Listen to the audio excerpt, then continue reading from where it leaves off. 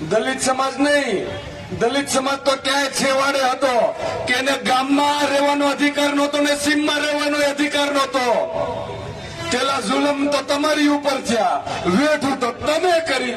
અમને તો ગામમાં રહેવાનો અધિકાર નહોતો, તો વેઠું તો તમે આ 50 સમાજ ઓબીસી કરી. આ સાંભળી લેજો, આ મીડિયામાં કહું છું કે ઓબીસી તમે વેઠું કરી, અમે નથી કરી. અમને તો ગામમાં રહેવાનો અધિકાર નહોતો, સીમમાં રહેવાનો અધિકાર નહોતો.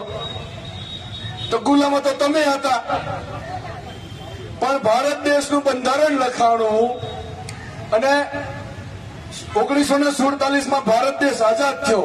1950 ડોક્ટર બાબા સાહેબ આંબેડકરે એ સમયના તત્કાલીન રાષ્ટ્રપતિ ને આ બંધારણ સોંપ્યું અને ભારત દેશને બંધારણ થકી ભારત દેશમાં કેમ રહેવું, કેમ જીવવું, કોને માનવતાના જે